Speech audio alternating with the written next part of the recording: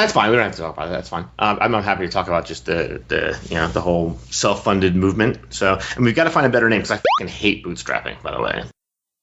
Hey guys, welcome to the Business and Bootstrapping Podcast, where we believe in busting your ass and bootstrapping your startup to build the business and life of your dreams. I'm your host, Matt Ward, and if you enjoyed the show today, please check us out at businessandbootstrapping.com to get more great tips, tricks, and interviews with successful entrepreneurs. Thanks, and let's get started.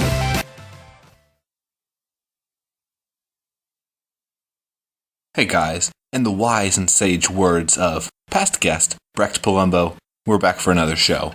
And I want to thank you guys all for tuning in. Before we get started, got to jump right into a couple more 5-star reviews that we've got to really give everybody their chance to shine.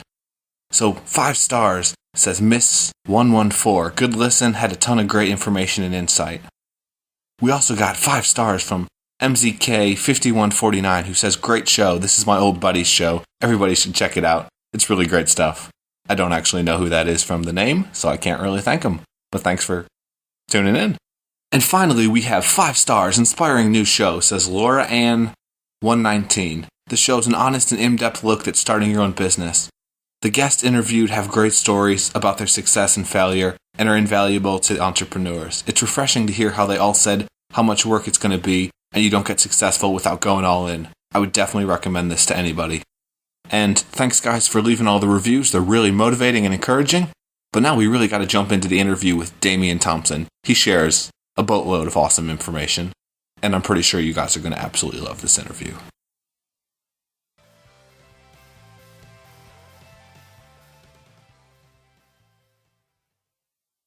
Hey guys, welcome to the Business and Bootstrapping Podcast.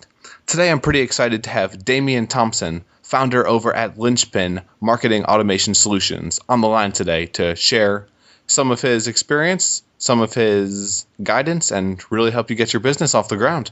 So thanks so much for coming today, Damian. I'm happy to be here, Matt. So thanks so much for coming on today, Damian. I originally got introduced to you through a couple of other great podcasts, Tropical MBA and such, and then have really connected a little bit on Facebook. You've been giving me some good feedback on some things I'm working on. But first, I think we should give people a little bit of background on you. So what is Linchpin? What do you guys do?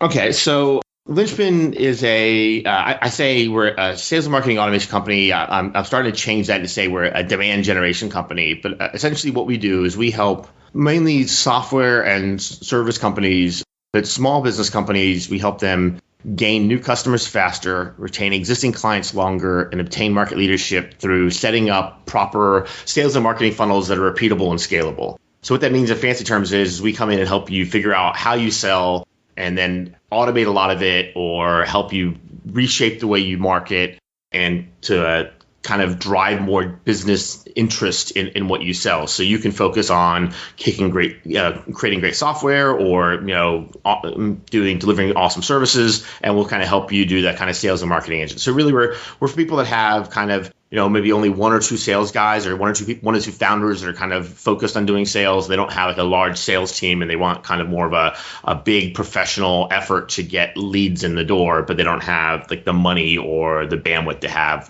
10 sales guys out in the marketplace.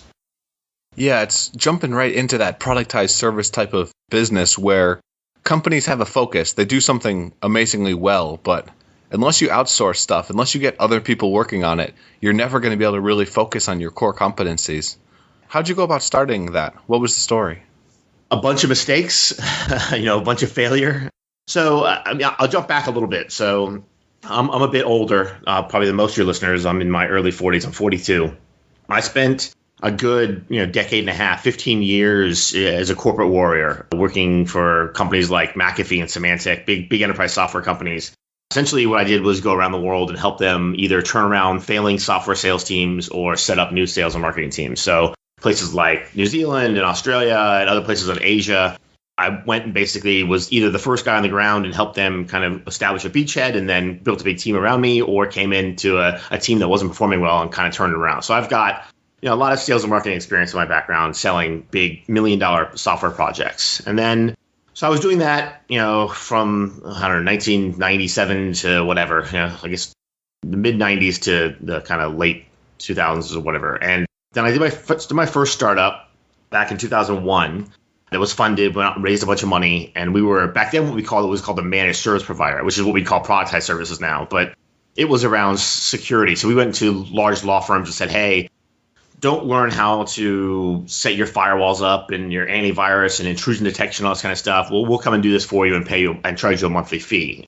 And I loved the model at the time. There were a lot of problems back then. There weren't things like Amazon Web Services. There was no cloud per se. So if you want to deliver web services, you had to go out and build your own data center. So we had to go out and raise $1.5 million to build our own data center and stuff like that. So that was my kind of first foray into this idea of, hey, taking software or a service and delivering it over time and turning it into a product. After that, kind of ended after the kind of 2011, the dot-com crash, and then the 9/11 attacks. That was a pretty tough year for tech. And then, so I went back crawling into the corporate software world and did that for another decade or so. And then I moved, by the time I was living in Australia, I moved back to the US, actually with an Australian company, and was working for them. And they were great guys, but it just wasn't a space that interested me at all. It was kind of cost reduction services, which I thought would be hot because this was after the financial crash. And, it's all, big corporations want to save money. But again, it was probably the third time, I'd love to say I don't make the same mistake twice, but it's just not true. It was probably the third time in my second or third time in my career that I kind of chased the money thinking, oh, this will be a hot market, so I'll go after it. And I hated it. I was just bored out of my mind, talking to people about, saving money. And so I did that for a couple of years. And at the time, really was miserable. Just wasn't happy. This was like 2009, 2010. And I started listening to a bunch of podcasts, and so I started listening to like the Internet Business Mastery guys, the Tropical Dan and Ian, the Tropical MBA, a couple others, and really started to think about this whole internet marketing thing. And I guess that was kind of the boom times for internet marketing too, right? With all the Jeff Walker product launch formula stuff and all that kind of stuff. And I said, well, hey, if these monkeys can do it, I can do it. And so decided I was going to start trying to figure out how to make some money online and kind of. I read the 4-hour work week, which I know a lot of people have done, and really it wasn't the 4 hours a week, which is not really what he talks about, that kind of hit me. The thing that hit me was, at the time I was in my late 30s, and I was like, well, I'm doing this working 40 years for this magical retirement date that just isn't really likely to happen. And so really what I should be doing, I should be designing the life I really want, right? And I should be creating the job that I really want and creating the company that I really want. And the only way I can do that is if I build it myself. So I decided to get off the corporate hamster wheel and decide to go out and build something. But this time I didn't want to take money. I didn't want to take outside loans. I didn't want investors telling me what I could do and, making decisions that are best for them and not best for the company or best for our customers. So I took a gig with Dan and Ian, the Tropical MBA guys, had a weird opportunity in the Philippines. A friend they knew owned a resort and said, hey, if you come here and spend a couple hours a day helping us do some marketing and, you can kind of stay, room and board free. And I thought that'd be perfect. Come out to the Philippines and have some runway and figure out what I want to do next. And so I came out to the Philippines about 3 years ago and, started doing that, and then spent the first year just basically trying everything. A little bit of affiliate marketing, a little bit of this, a little bit of that. But really, got back to what I love to do, which is I love to sell. I'm a sales and marketing guy. I love doing B2B. I like talking to other business owners. And through that kind of started focusing on copywriting and content marketing. And that was the first kind of iteration of Linchpin was well, at first it was just me kind of doing, selling, hanging out my consulting shingle and selling, consulting services and grinding it out on Odesk and figuring out how to charge people money for copywriting and content. And then from there, I started building a content marketing agency, started hiring some people, so I talk about kind of the 3-year plan. The first year you learn a skill or you hone a skill that you can sell. And the second year you learn how to sell it. And then the third year you learn how to scale it by hiring other people to do it. And, then what I did was, hired some really smart guys to do some writing. We did that and was having some success, but we were focused on early stage funded startups because I liked that space. I liked the startup scene, but they weren't great clients just because I thought, they'd be great clients because they have a lot of money. And so they wouldn't argue. I was tired of arguing over prices with, cheapskates. And they were, they didn't care about, they just raised $3-4 million. They weren't going to argue over an extra $1,000 a month. But what I did learn, they were very transient. They wouldn't stay very long. Either they would run out of money very quickly, or they decide to spend that money somewhere else very quickly, or they start having some success and they just start hiring people really fast. So they weren't really looking for like a long term. They were looking for someone to come in and work with them for 4 to 6 months only, and that's not really what I wanted to do. So I went back to the drawing board and started focusing on through talking to friends and trying to figure out, really wanted to build a productized, a scalable business. And said, okay, well, what would you pay me $500 a month to do? What would you pay me $1,000 a month to do? And what problems do you have in your business?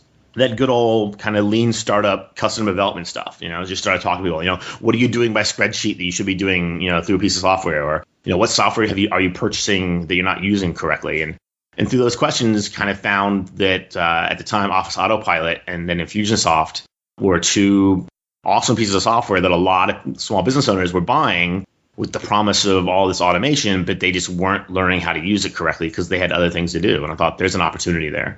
That was about a year ago. And so we kind of pivoted and focused exclusively on marketing automation software and help people use that. And we've been doing it for about a year, and it's been awesome. And then you look back in hindsight and, sometimes I consider myself a semi-smart guy, but boy, I'm kind of stupid sometimes because I look back and it just makes so much sense. I mean, I was a Salesforce administrator a decade ago, 10 years ago. I mean, I've been in CRM for a long time. So CRM, I'm a copywriter and email marketer. And so, CRM plus email marketing and delivering services and products around that just makes so much sense. And I should have saw it 3 years ago, but it is what it is. You make some mistakes, you figure it out. And now I couldn't be happier. As long as you get there. Yeah. I hear the actual idea or kind of the inspiration or the spark for Linchpin came for you in a bar. You were hanging out with some entrepreneurs and just shooting the shit, tossing some ideas around. Take us back there. So, I'm guilty of this too. In an online community, we kind of grab onto these ideas or these cliches and we beat them up and we throw them out there a lot, but we don't actually give practical advice about it a lot of times. And so the one of them is this whole idea of niching down. So I'm a big fan of niching down. I think when to get traction, product market fit, they call it, in the startup term. But, I think niching down is a great way. Now, either you niche down by your market or what you deliver. And we were talking about James Schramko a little earlier before the call. And, I had Uncle Shrammy come on and beat me up a little bit about this on my podcast. And it was great. And he was right. I was thinking a little bit too small. But I still think that you start with a niche, right? And that's great advice. But it's kind of hard to figure that out. That's one of the hardest things to figure out. So, I was hanging out in a bar with Dan Andrews from Lifestyle Business Podcast and Justin Cook from Empire Flippers. And they were beating me. We were all good friends. They were beating me up again saying, hey, okay, well, you tried the content marketing agency, anything you didn't really like that. And now you're back to just doing solo consulting then. You got to find a niche. You got to find a niche. You got to find a niche. And finally, I was fed up and said, look, I agree. I agree. But let's instead of telling me I've got to find one, how about you actually find one for me? And so we just kind of sat there with some beers and kind of did that customer development process and finally figured out that Dan had owned Infusionsoft a couple years earlier, and they canceled it because they never used it correctly. And Justin had just bought Office Autopilot a couple months earlier, and he knew that he wasn't getting the value out of it. And we kind of talked it through a little bit, and it just made a lot of sense. It ticked a lot of boxes, I think, for niche selection. Like someone's already spending money, right? They're already spending a couple $100 a month on the software. Boom. So you don't have to convince them to buy a piece of software.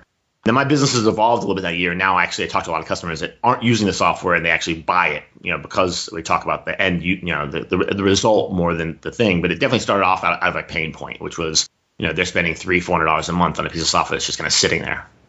Would you say that's the most valuable thing that you can do as an entrepreneur when you're looking to grow a business? Should you just focus primarily on your network, build something for them? Is that the best way to do it? Yeah, I that's the advice I give out a lot now. So I'm a big fan of this whole productized service movement. We're about to relaunch our podcast internally at Linchpin and kind of focus on have two different podcasts actually. One of the podcasts is going to be just kind of me rambling about email marketing and CRM and software, and the other is going to be about how you scale a service business. And a lot of that's going to be about productizing your services and kind of operation and processes. And I think the best way to do that is absolutely do that. Go to your community and find 10 people that say they've got a problem, and then find 3 of them that let you fix it for free. All right. And then go in there and fix it for free. And that's what I did. I worked for free for the Empire Flippers for a couple months. I worked for free for another company for a couple months while I figured this all out, because you want to build something that's scalable, but don't worry about scaling right away. Right. So it's generally going to be just you at first. So you got to go figure this stuff out. And to me, I didn't know Office Autopilot at the time. I know CRM software, and I figured I could figure it out, but I had to go in there and figure it out. So, that he, gave me a login, and that's hard to do that. And I think that finding 2 or 3 people that let you do it for free for a testimonial, so you learn, is very powerful. And then once you get going, then I say then don't be afraid to start charging for it really quickly. All right. So we started charging So I did that for about 6 weeks. And then in my second month, I started charging people, like not them, but I started actually selling it to other people, like going out and finding people that had the same pain point and they were willing to pay me money.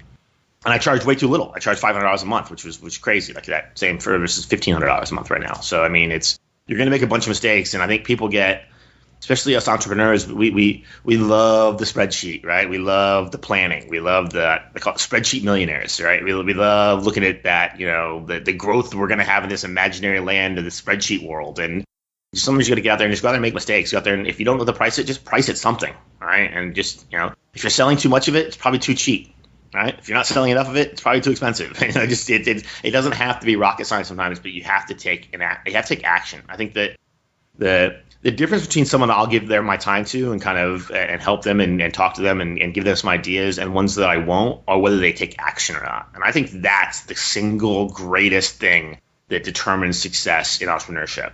Are you a talker or are you a walker? All right? Are you actually going to do the work? And if you're going to do the work, I think that it's not guaranteed success and it's not rainbows and puppy dogs and lollipops. But if you're going to do the work and you continue the work, there are people out there and resources that will help you kind of reframe and reshape what you're doing to make sure you're putting that effort in the right place. I totally agree. And I want to thank you. You and Dan actually gave me a little bit of feedback in terms of a direction to walk on an old Productized service podcast. And I'm currently working on getting some about page and branding services in line. I'm totally guessing on everything I'm doing and trying to get feedback, and just it's a pain in the ass. Yeah, that's awesome though, dude. I mean, so I'm still guessing. So there's now 6 full-time Linchpin employees. We're killing it. We're growing really fast. The customers, we're figuring out exactly how to deliver customers. But I'm still guessing at stuff. I'm still launching new products that are good and some that are horrible, and I'm still focusing on some things that are wrong. And so, I mean, it's business. You're always gonna make mistakes. But I have a good friend in Australia who's a rugby player, and one of his favorite sayings is it's easier to change direction when you're moving.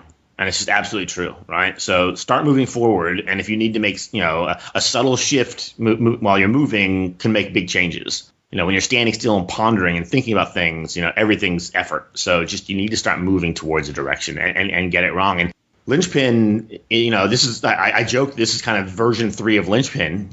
There were a bunch of businesses before Linchpin that I tried, 2-3 month businesses that I said, I launched, hey, email marketing doctor and small biz samurai and all these kind of crazy, I was thinking more about marketing and thinking more about, what I was going to do rather than thinking about what problems do I actually solve and are people willing to pay for it?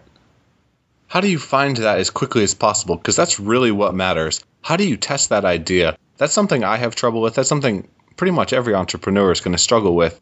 Is not just getting the product or the service, but getting it out there. How do you get people to try it or sell it to people to see if it's really something they'll buy? So I think that you're right. That is the important thing. So, I mean, this is, again, I think you have to go out there and you have to market test it. And the way to market test it is, and this is why, again, I'll go back to why I think niching down is so important. So if you don't have a big community, if you don't have people that you can go to and say, hey, I'm thinking about this idea, I want to charge Y, would you do this? And hey, will you actually do it for free for a month or 2 while I figure it out? So you don't have that opportunity for whatever reason. And if you don't, you're not trying hard enough because there's LinkedIn and there's Facebook, and there's a billion, I don't care where, like I'm literally on the other side of the planet. I'm in a different country and I figured out a way to do it. So there is the community out there you can find of people. But let's just say for some reason that doesn't work for you. Then what you need to really kind of pick a target market. And there's some great stuff. Jason Cohen, the founder of WP Engine, he writes a blog called A Smart Bear. He talks about this quite a bit. So you want to, I would say, even if this is what we were talking about before the show, why I don't actually love the word bootstrapped, because I think that it connotes that you're not building a real business. So I want to build Linchpin into a business that supports 1,000 customers at the same time. I mean, that's a huge business. That's going to be 100 employees and, $50 million a year in revenue. I mean, I've got these big plans for Linchpin in the next, 8 to 10 years. And, so to me, I am self-funded, right? So right now it's my money, but I hate the term bootstrap because it sounds like, hey, we're cheap, or hey, we have small goals or small dreams. And I just think that it's not true. And I think that one of the things you can do is don't get caught up in the tech crunch. Everyone thinks raising money is a win. Raising money is not a win. But there's some great stuff in that community. The lean startup methodology is a great way to build a business, even if you don't run a software company. And some of the stuff that I really, really love, and the biggest one is this idea around custom development. And the idea around custom development is simply going out there and validating your idea against your hypothesis in a marketplace. And it's you do it. You put in the work. You cold call. You pick up the phone. You call people. And you find 20 likely people in your target market that you think might have the pain point that you're solving. You pick up the phone and you ask them. And you don't say, hey, can I sell you this product? You actually approach it as a research assignment. You approach it almost like a journalist.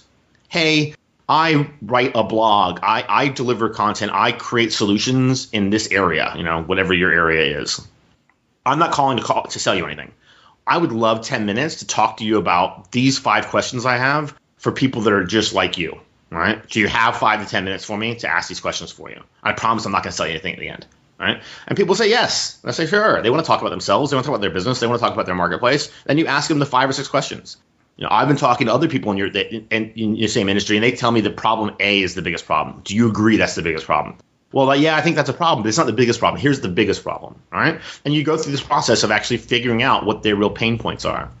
The guys at the foundation do a question that I love as well, which is kind of, what are you currently using? What are you currently doing with spreadsheets in your business? Right? Because if someone's using a spreadsheet for something, that's probably an inefficient process. Right? So that's probably something they should be doing somewhere else in a CRM tool or an HR tool or whatever.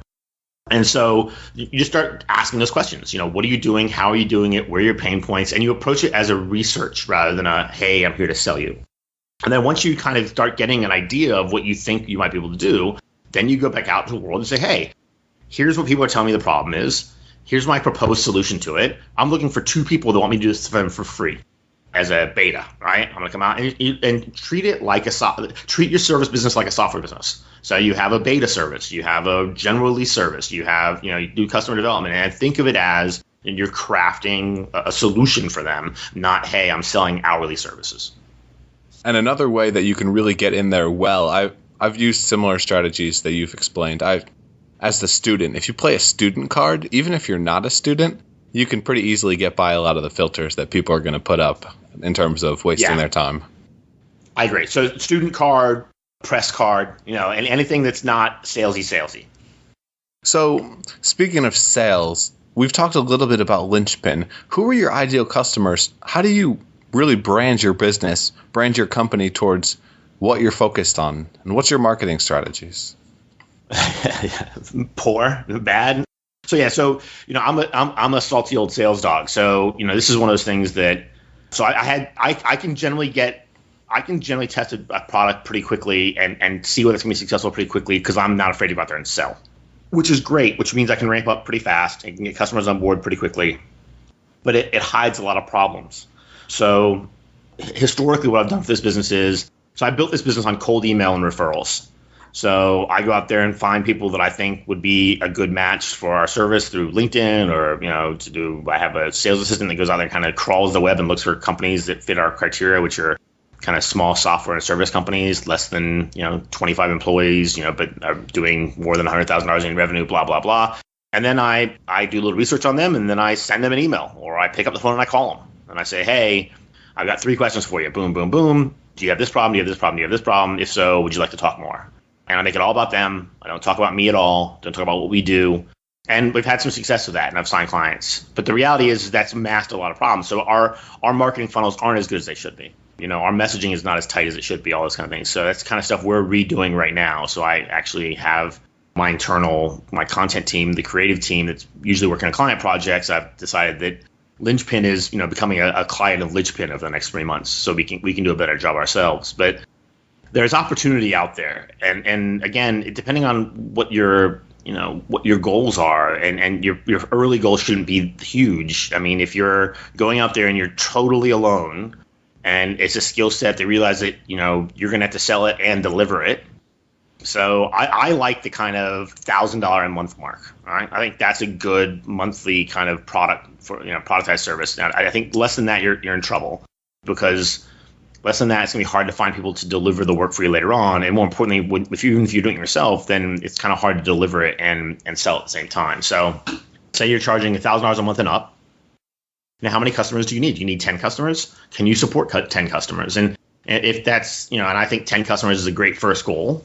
And realistically, if you can't find 10 customers that are willing to say yes and give you $1,000 a month, you're doing something wrong. Like you're not serving them. Like you're creating a product that no one really wants, or you're selling that product into the wrong marketplace, or it's the world is immense, and I think that one of the biggest things you have to realize is that in the old days, you actually had to be better at a lot of this stuff because your market was so finite, right? Your market was basically your local town.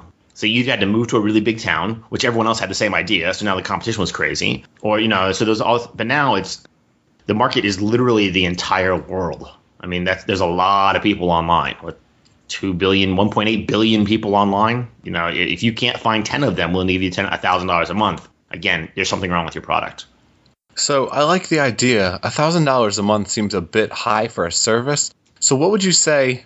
Let's do a live breakdown of basically what I'm thinking. So I'm working on. Well, so I'm gonna jump in for a second. So I'm gonna tell you what I tell my sales guys. Okay, you're wrong about pricing. Okay, so like you have to. That's your head trash. Like so your pricing is You saying 1,000 is a lot is that's crazy sauce, Matt. That's crazy sauce. So like I'm telling you, we charge from $1,500 to $5,000 a month for our services. I'm looking to actively add a $10,000 a month service. And I know it sounds crazy. I know it does. Like 3 years ago when I heard guys like Trampo talking about this, I was like, oh yeah, it's nice for you. But the reality is that you have to find a service you can charge $1,000 a month for because the math won't work otherwise. And I'm telling you, it's out there. And you have to remember that. You want to find a starving audience. You don't want a nice to have products. You want people that have real problems, that have real pain, that look to you to help them solve that pain. If you focus, and this has changed, but I think the way to do product and services is focus on B2B. Someone will pay you $100,000 a month if you could deliver them $500,000 a month in business. Right? It really just is math. It really is just ROI calculations. So what you have to do is not focus on the price itself. You got to focus on what you can do to help them get a higher ROI. Like what can you do to get them the money they want? Because that's what they want. And this, one of my big mantras now is that nobody wants business automation software. Nobody wants software. All right, my customers want more customers. That's what they want. So how do I help them get more customers? That's what matters. And if my focus is to help them get more customers, if my job is to create our services to help them get more customers and to constantly be monitoring and making sure that we're actually doing that and helping them get more customers, they'll literally pay me anything, right? As long as I'm delivering them more customers. So the idea of your price is high, your price is low, that's in your head, and you got to get rid of it because it's wrong. You're wrong. There are 100 people out there that would give you $1,000 a month to do what you want to do for them if what you do for them helps them get more customers. Yes? Yeah, of course. So I've got a question for you then. I've been running with this idea of about pages. Would you still recommend that? Would you still say that's something that could be productized as a service? With the $1,000 a month threshold, it seems a bit high. I'm not sure how. Well, so yes. So, okay. So let's talk about, yes. So two things. So first of all, productized services don't have to necessarily be recurring, right? They don't have to necessarily be recurring processes, the services, right? So, yes, recurring revenue is awesome. But so in that about page, I don't see that as $1,000 a month. Are you going to rewrite my about page every month? That's just, it's going to be a one-off thing, right? Exactly. So I absolutely see that as a viable thing. Now, here's the thing. It all comes down to how you sell it. Like if you go out and sell about pages, I think you're going to have troubles. But if you go out and sell lead generation by telling your story more efficiently, I think that's and it's the same thing, but it is how you position it. Positioning really does matter. Like positioning is, of all the kind of 4 Ps and all the old school marketing stuff that a lot of it doesn't work anymore, positioning still absolutely matters. So positioning is actually how you charge a premium for your product. Positioning is how you get people to say yes, all right? So it's the same with us. So if I positioned us as, hey, we're Infusionsoft administrators, I'd be competing with every guy from Bangladesh for $10 an hour to run people's Infusionsoft. But that's not how we position ourselves. That's not what we do, all right? What we do is we do marketing automation done for you. So we actually run your entire system for you. We're the brains and the brawn running the system so you can focus on what you do better, all right? Now, a lot of the services I would deliver will be similar, but that positioning is the difference between $10 an hour and $1,500 a month. Does that make sense? Yeah, go up the value chain. Okay. Right. So you have to do that in everything you do. So we're rewriting our about page right now, as a matter of fact. And so, I've got copywriters, which I have a luxury most people don't have. And it's still painful. And again, so I'm working with my copywriter and we're talking about it. And, well, what do we want? I said, well, that's a great question. Like, the question is, what do we really want here? I mean, do we want an about page that chuckles and says, oh, that's funny, and they pass it along? Or do we want that actually gets people to sign up and get on our list so we can have a chance to sell them later on? Do we want an about page that actually qualifies people out? So everyone talks about the death of vanity metrics, but I mean, the reality is people still get caught up in them. Like, my email list is very small, and I'm happy for it to be very small because you know what? I really don't want you on my list if you're not ever going to buy from me. So I'm okay that you're not ready to buy from me now. I'm okay you're not ready to buy from me for a year or two, but just kind of people just, hey, I just want to check out what you're doing. Cool, that's great, but I don't really want you. I'm a bit mercenary about this. I don't need the ego stroke of audience. I don't need to know, hey, I've got 10,000 visitors on my blog this month. I don't care. I'd rather have 100 visitors of likely buyers. All right, that's what matters to me. That's the business I'm building. So what I've just talked about, most business owners don't even think that way. They can't appreciate that. So if you came in and helped them figure that out and say, look, Bob, there are 3 reasons you have an about page, and here are your 3 reasons, and this is how you demonstrate your authority, and this is the Matt Ward philosophy about pages.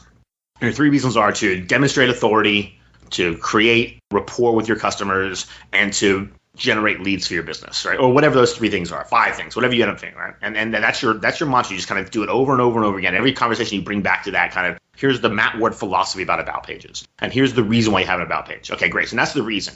Now let me tell you how you can get there. There are 112 different ways to get there. So what really matters is you want to show some of your personality, you want to do this, but you also have to understand what is your goal. And your goal is X. Is your goal to, if you're an e-commerce customer, your goal for an about page is not to increase email signups. It's to make them feel comfortable enough to buy on that visit on the site. If you're a B2B business like mine, then the goal is like what I would love to happen on my about page. I'd love people actually to schedule a call with me. All right, so let's do a consultation. Let's do a free consultation, see whether automation software is right for you. So it's you helping them, guiding them through that, what's important, why they have to have it, how they do it, and then actually doing it. And I think that if you did that, I think that's a really sexy productized service. And I'm telling you, I think you launched at $1,000, and I think that over 6 to 12 months, you're going to end up raising your rates on that. You're going to be saying, hey, I now have some real-world case studies, right? And I've helped XYZ company gain 50 new leads a month, and 2 of those leads close, add an additional $10,000 a month in business to them. So this is now $2,500 a pop, or $5,000 a pop, or $10,000. It's like copywriting. There are copywriters out there that will do it for $5 an hour, and there's guys out there that will charge you $100,000 a page plus 10% of your business, and get people to pay that. So I mean, it's all about where are you in the hierarchy, and where are you in value proposition, and where are you in case studies. What have you done? And so at first, yeah, I would charge $1,000, but I would charge $500 if you want. I don't care, but start doing them. Start figuring out what works, what doesn't work. Start figuring out what your message is, and then absolutely, if it was a non-recurring productized service, I'd want to charge more than $1,000 for it.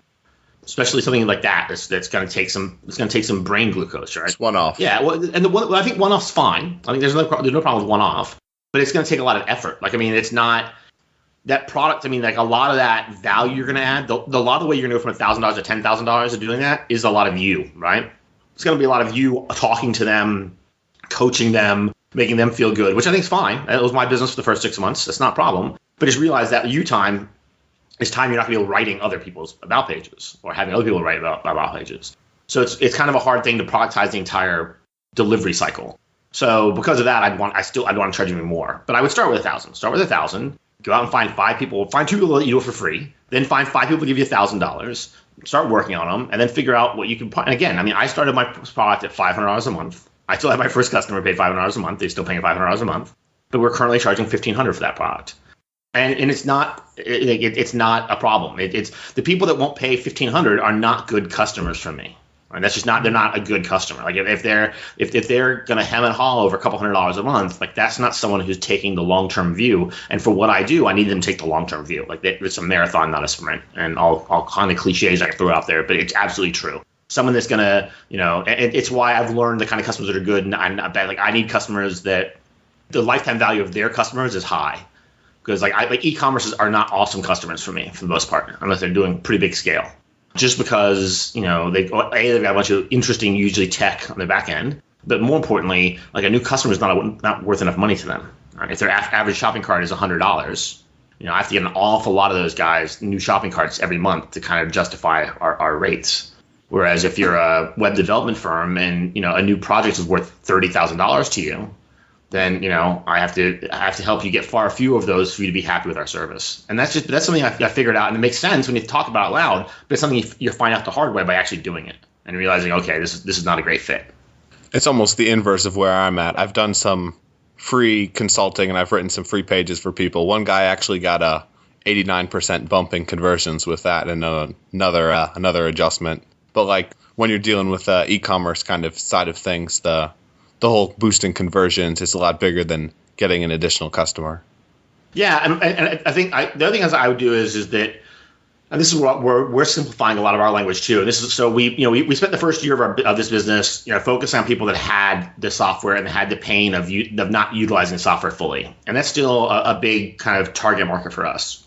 But we're evolving more into hey, let's stop talking about software. All right, let's stop talking about what you're using, and let's talk about what the end result you actually want. All right, the end result you actually want is you want more customers. All right, you want more leads, you want more appointments. That's what you really want.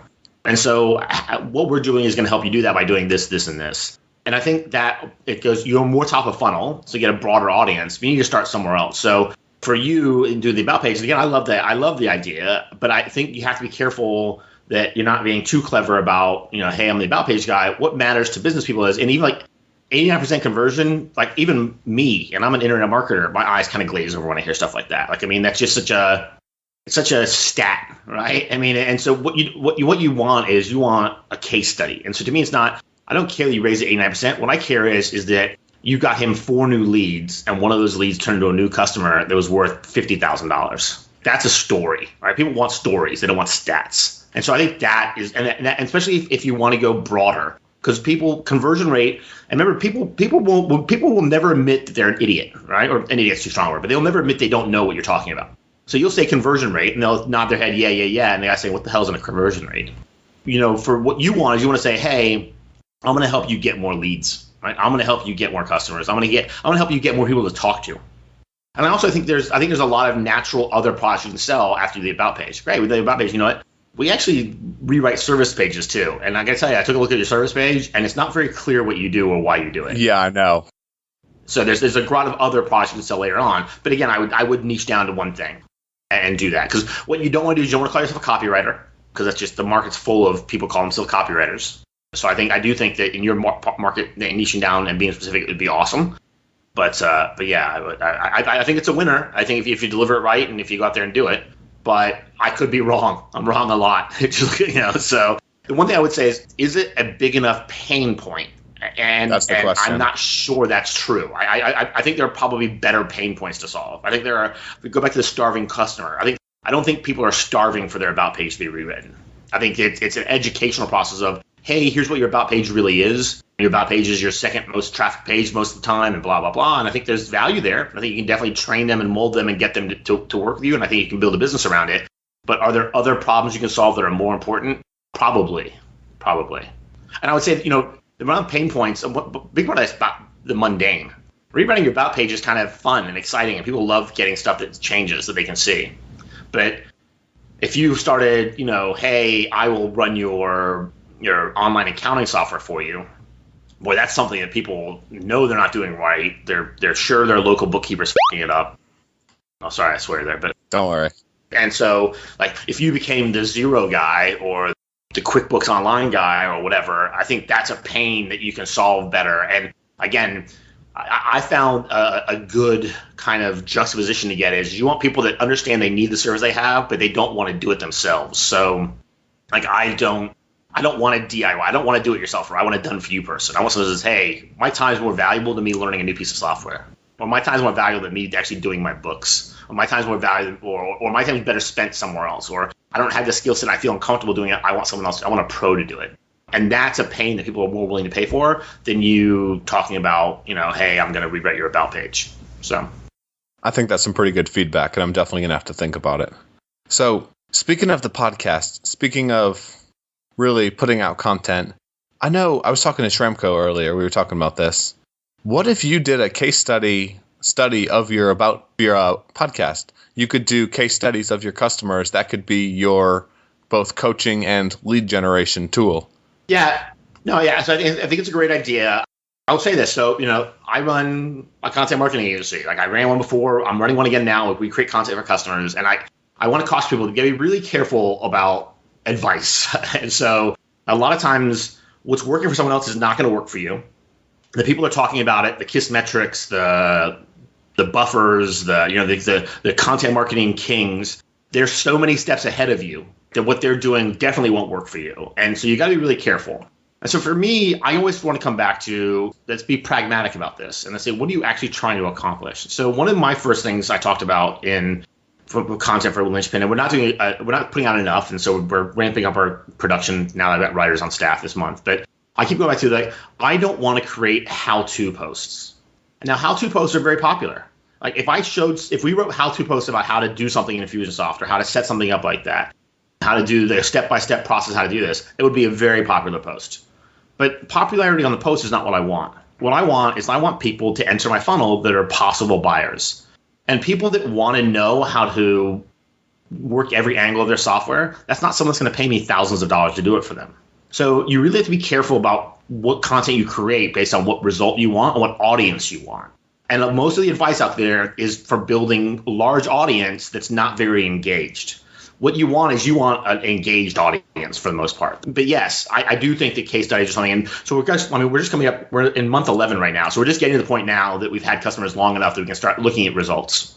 I think our longest customer has been 8 months, 9 months.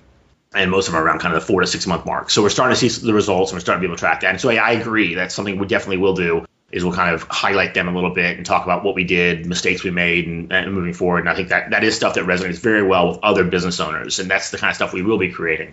What we won't be creating is, here's how you do this, or here's how you create tags in Infusionsoft, or here's how you do that. I'll let other people focus on the kind of coaching and consulting market. We want to be in the business service market. Fair point. Pretty contradictory to what I've heard, but I think it's good feedback for people to hear. Yeah, I could be wrong, but I generally start from if everyone's saying it, it's probably not a good idea, right? And that's so much of the advice out in the interwebs is everyone says to do it this way, so you should do it this way, and I just totally I disagree with most of it. I mean, just the idea that hey, you prove your authority by teaching people to do it, and then they pay you for it.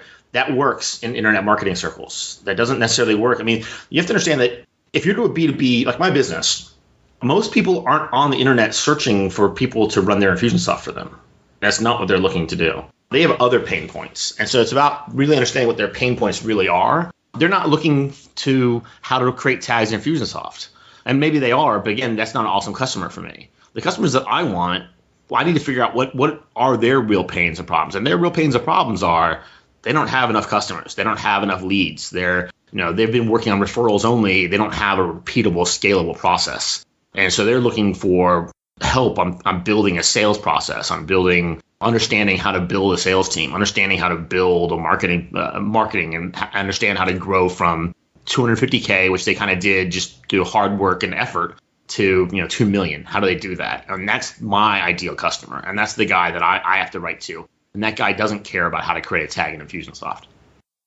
So how do companies use Infusionsoft? How do they use Linchpin? What do you guys actually provide in terms of helping companies to grow? And when is it time to utilize a CRM or a done-for-you automation solution? Okay, so a couple questions that you asked together. So I'll go backwards. So I think, and again, when you're a hammer, everything looks like a nail, right? So I'm a sales guy. I think people should use CRMs at the very beginning of their business. If you're in a B2B business, you need a CRM. You need a way of tracking contacts, tracking your interactions with them, tracking opportunities, ensuring having a central place where you can make sure your tasks and everything's going towards the goal of selling. If you're a small business owner, your first couple of years, you're a salesman 80% of the time. Like you got to sell revenue, top line revenue. Revenue solves all problems. So that's where your focus has to be. And so I think a CRM is something you need right away. However, I don't think you need Infusionsoft right away. I don't think you even have to have Salesforce or any of those right away. So I'm a big Salesforce fan from a pure CRM point of view. But there's a bunch of good ones out there. Pipedrive, Nutshell, But you want a CRM that actually is a CRM. You don't want a content management tool like a High-Rise or any of the Batchbook, or those are basically just card catalogs. But the idea of tracking opportunities and tasks against a contact record is something as a business owner you should be doing, I would say, right away. So go out there and find one for $20 a month. They're all over the place. Okay. Email marketing. I think you should be email marketing pretty soon. I think email marketing is the most effective way to market online. I think it is. Still think it's the 800-pound gorilla in almost every business out there. You look at Airbnb, you look at Groupon, you look at all these billion-dollar overnight success stories of the last 5 to 10 years. Almost all of them were built on email marketing. Email marketing is the way you communicate with your customers, the way you communicate with your prospects. So having an email marketing tool right away, I think is essential. Go out and get MailChimp. It's free for the first 1,000 people, 3,000 contacts, whatever. So again, I'm not trying to put a lot of money, but you need to start using some of these tools, I would say, pretty early. Now, when are you ready to go from standalone CRM and a standalone email system to an Infusionsoft or to a Salesforce plus HubSpot or something? That's a good question.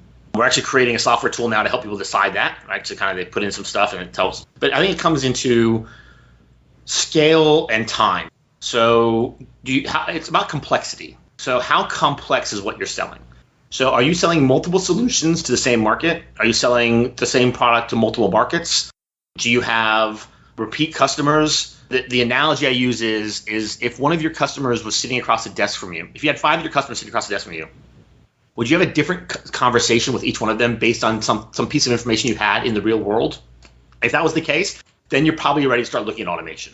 Because that's all it does. What it does, it says instead of having lists, right, big lists of data, lists of email addresses or lists of contact records, it starts treating them individually. So start treating your prospects and suspects as individuals and saying, okay, Bob's on my list, but Bob has already bought something from me. So he's a customer. So how I talk to him should be different than how I talk to some guy that came off the street to download my free calendar or something. And understanding who they are, where they are in the buying cycle, where they are in relationship to their previous commerce relationship with you, and things like that. When you start having some complexity, then it's time to start looking at a tool.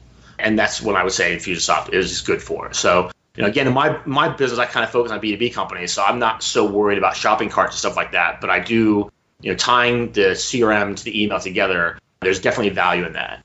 And then so I think Infusionsoft is a great first step for getting into automation. And it'll be good for most people for a couple of years. And then once you start getting more complexity, like, maybe you've got salespeople and now you want to start doing budgeting and pipeline management like that, then you start looking maybe at a Salesforce plus, a third-party tool. But Infusionsoft is a great, it's like the Swiss Army knife. So, it does everything you want it to do well, right? And it's such a huge jump from just a standalone tool, and people get a lot of value. But the biggest thing it does is it allows you to have unique conversations with people in an automated fashion. What's the most effective way for business owners? They're bootstrapped or self-funded, as we like to say now, and they're doing this on their own. They're using a MailChimp, they're using an Aweber, a little bit on the lower end of the spectrum. What are some good email campaigns that they should set up, or autoresponder sequences? That's a great question. Great question. Sorry, cut you off there. That's a great question. So I say there's 3 campaigns every business should be running. And you can run all these from MailChimp or Aweber or, Campaign Monitor, or I don't care, whatever your tool you want to use. They're autoresponders, essentially. You just understand that if you use those tools, you've got to kind of manually add people to lists and stuff. But that's fine. So the first is what I call a lead nurture. So this is what would be your traditional autoresponder. And this is for people that come to your website. Understanding that most people that come to your website are not going to interact with you right away. So you want to capture a percentage of them. So you create your lead magnet or your opt-in bribe or whatever you want to call it, and you get them onto your list. And in my world, I call those suspects. So a suspect is someone that is on the list that potentially meets some criteria to be a customer of mine, but really hasn't done that much. And so they go my lead nurture list. And so they get an email. And it starts off with a kind of kickstart series and 5 ways to do this or 10 ways to do that or 5 things to look out for. And you start that and you kind of hit them every couple of days for the first month. And then it evens out to about 1 email a week. And that's your lead nurture. And the idea of lead nurture is exactly what it sounds like. It's to keep people warm. It's to keep your leads, nurture your leads. So people that aren't ready to buy now, which will be the vast majority of people because they're coming just doing research. All right, so they're not ready to buy yet. But you want to keep interaction with them. You want to start showing them some of your personality. You want to get that know, like, and trust test. You want to pass those tests. And so The best way to do that is by email marketing. Email marketing is essentially, it's just salesmanship. It's salesmanship in print. So you get to send them, but you don't pitch. Don't pitch. Be about them, about their problems, about their struggles. People love personality. They love hearing the mistakes you made. Hey, I did this, and this is a mistake I made. I think people have success just kind of literally just having these conversations that are almost like personal conversations. So that's your lead nurture list. Then, or a campaign. And then the second campaign you should be running is a shopping cart campaign. If you're e-commerce, or if you're in business, I guess I call it it's a sales process campaign. So this is for people that have actually moved from a suspect to a prospect. So in my world, you become a prospect when I talk to you on the phone. If I talk to you on the phone, or we have a couple emails back and forth, and we're setting up an appointment for a phone, you become a prospect. And now you've actually shown some life, right? It's more than just getting on my list. Now you're actually interacting with me. And I'm qualifying to see whether you're a good fit or not. Well, if we're a good fit, 'cause we're not a good fit for everybody. So that's the sales campaign. And generally what that is, it's emails around whatever your sales process is. So my sales process is to get them on the phone to do a consultation, do the consultation. If they qualify, if they're going to be a good customer for me, meaning they're making some money and they see some value, then I put a proposal together. The proposal goes out, then some emails that are around, remind me, hey, they read the proposal, make sure you check out page 7. It says this, and this is, I thought this would be really, but all that, most of that's automated. And then so that's the kind of sales campaign. And then the third campaign every business should be running is what I call a referral testimonial campaign. So this is for people that have actually become customers of yours. And it's kind of an onboarding campaign in the kind of SaaS term. But so the first couple of emails after they become a customer is, hey, thanks so much for coming on board. Make sure you check this out. Here's our kind of, here's how we work. And here's some of the things we thought about. And here's access to your project and blah, blah, blah. And then over time it becomes, hey, we get to deliver such kick-ass work because we focus 80% of our effort on working on our existing clients and only 20% of our effort on actually getting new ones. And the way we can do that is we ask our customers for referrals. So I would love, for you to think of 2 or 3 people that are kind of in similar markets to you that that you think would be a good fit for us. And you ask them for referrals. And then later in the campaign, you ask them for a testimonial. After a couple of months of working together, you're like, hey, it's been a pleasure working together. Remember a couple of months ago, I asked you for a couple of referrals. Thanks for that. That's awesome. And now what I'm asking for is a testimonial. Again, using the same 80-20 rule, the way we get customers is referrals and testimonials. People love to buy from people that are happy. So are you happy? And if you're not happy, reply us email, let us know, right? We'll fix it, But if you are happy, we'd love a quick, and then I ask them some questions. Question 1, question 2, question 3, get their answer, and then we kind of turn that into a testimonial, send it back to them and say, hey, this is what we pulled from your answers. Are you comfortable with this? And we're going to put it on the website. That is brilliant. That is absolute gold right there. Never would have thought of that. And I want to thank you for being on the show. I've taken up a lot of your time, Damian. I have one last question for you. And my question, it's actually a little unconventional. My question is, what question didn't I ask you that I probably should have? I like that question. It's a great question. Yeah, I know. I think we had a nice long conversation. The campaigns, I think it's important. If you asked all the right questions. I'll just say, I'll give my piece of advice, and this is going to sound funny from a guy who sells software automation, but this is one of those things that the software tools we use. I call myself a SaaS hole. I love SaaS products. Yeah. I play with them all the time. I'm constantly trying new ones, and new to-do apps, new synchronizations and automations between apps and all that kind of stuff. I'm a geek, and I love that stuff. But it's definitely a rabbit hole that a lot of business owners go down. That's just, don't worry about it. Go out and find your 10 customers. Like that matters more than anything else you do.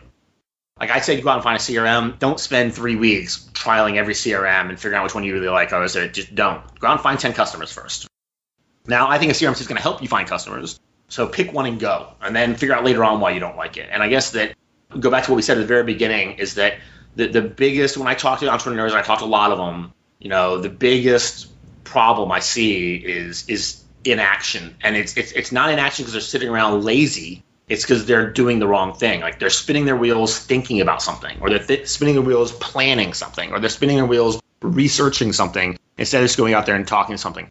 I had a sales manager years and years ago. I kind of rolled my eyes when he said it, but he's absolutely right. If you're having a bad day, pick up a phone and call a customer or call a prospect. If you're having a good day, pick up a phone and call a prospect. So it's amazing what happens when you just kind of aim your business around talking to customers and potential customers. Like just magical things happen when you're talking to real people that have real problems, rather than you sitting in your ivory tower trying to figure out how to solve the world's problems. You're not going to figure it out alone. Go out there and figure it out with the help of your customers and prospects. You guys heard it here first from Damian. And I want to thank you so much for being on the show. That's amazing feedback. And I think you've given us, and myself especially, some things to ponder following our interview. If people want to reach out to you and say, hey, they want to thank you for being on the show, where's the best place for them to connect? Yeah, I'm a Twitter addict, so at Damian Thompson, DamianThompson. Or check me out on the site at linchpin.net, linchpin.net. And of course, guys, we'll have all those in the show notes, businessandbootstrapping.com. Thanks so much for tuning in, guys, and thanks so much, Damian, for joining us all the way from. You're in Vietnam now, right? I'm actually in Manila for one more day. Like I fly out tomorrow morning at 6:30 a.m. to Vietnam. So then immigration problems, right? Yeah, it's all behind me now, thank God. So yeah, so off to Vietnam for 3 to 4 months, and then Thailand for 3 to 4 months, and then Singapore to kind of make a home again. So yeah, living the dream. Thanks so much for joining. All right, man. Guys, I just want to say thanks for tuning in to another episode of the B&B podcast. I hope you really enjoyed the interview today and got something that's really going to transform your business. If you're interested in getting more interviews like these and some other bootstrap business and branding advice, you can head on over to businessandbootstrapping.com to check out our blog. If you want more, be sure to subscribe and get our free productivity guide with 7 useful strategies to help you when growing your business. And hope to see you guys again soon. And of course, as always, if you guys enjoyed the episode and you want to be freaking awesome, would love a 5-star review in iTunes if you can take the time. Thanks so much, guys.